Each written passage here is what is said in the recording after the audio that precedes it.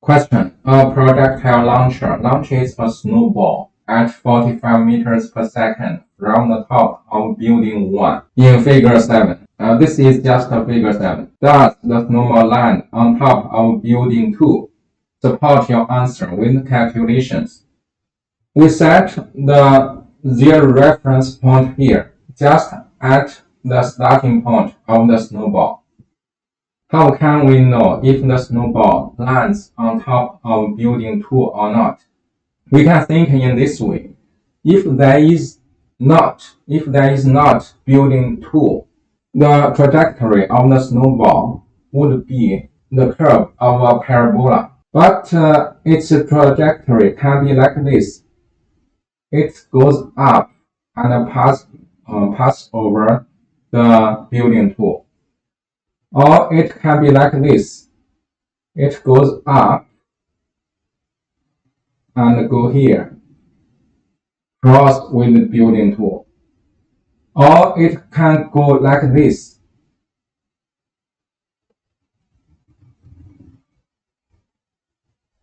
So if its trajectory is like this parabola, the snowball would hit the wall of building 2. If its trajectory like this, the snowball would land on top of building 2. If its trajectory like this parabola, the snowball would pass over building 2. And now, how can we know if its trajectory is like this one, or like this one, or like this one? We just need to check its vertical displacement at this place and this place. We just need to check its vertical displacement at the place of the walls of the building. Now look at here. The height of building 1 is 12 meters. The height of building 2 is 25 meters.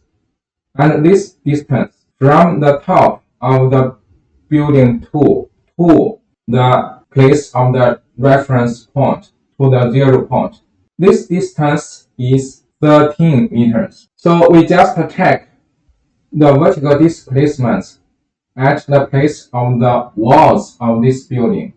If its vertical displacement is larger than 13 meters, it means that the ball would pass over the building.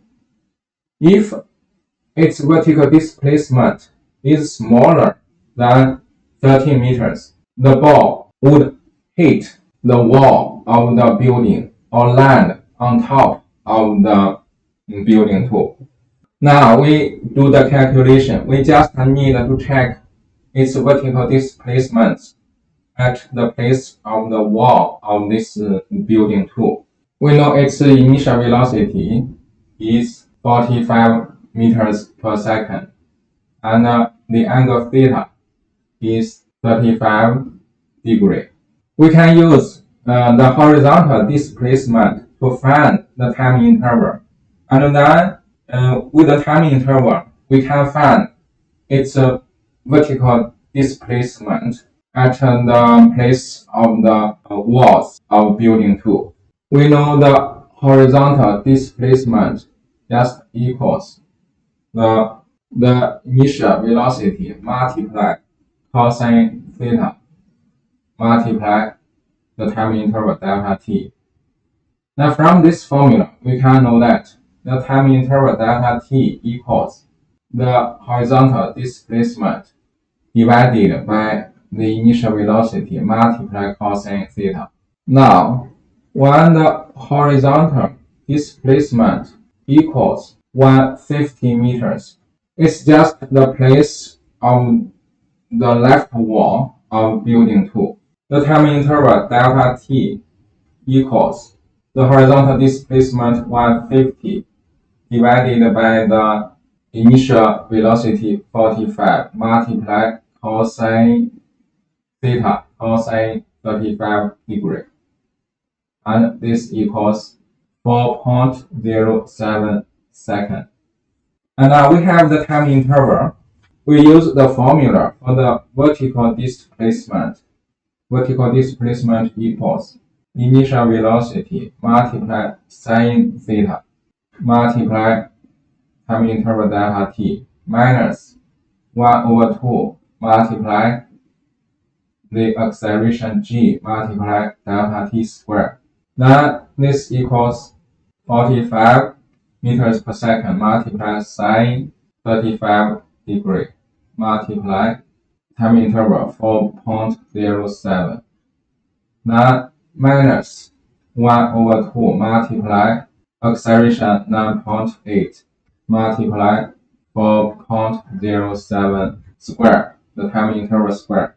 Then this equals 23.88 meters.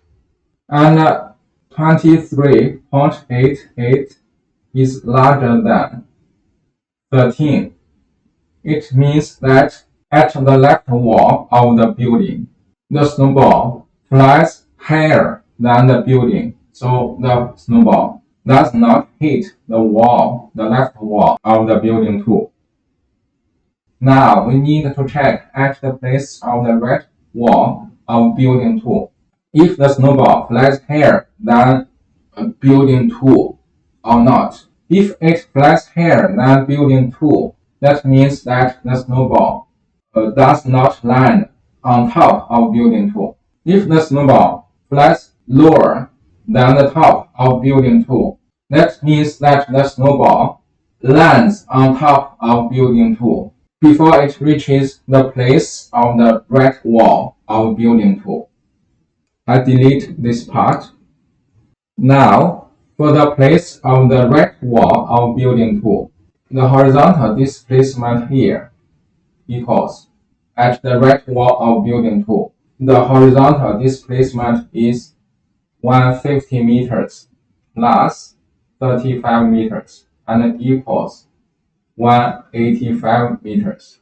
And the time interval here equals just the horizontal displacement 185 divided by the velocity 45 meters per second multiply cosine 35 degree.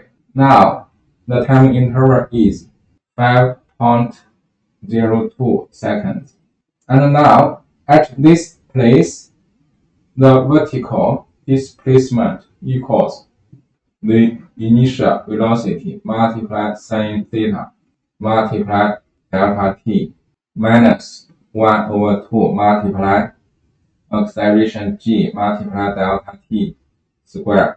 And this equals 45 multiply sine 35 degree multiply time interval 5.02.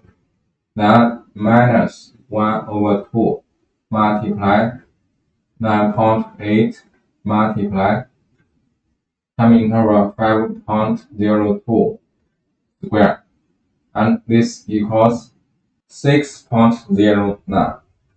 And the 6.09 meters is smaller than 13 meters.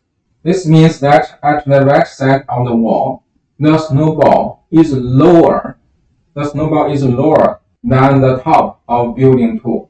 That means that before the ball reaches the right wall of building 2, it already lands on top of building 2.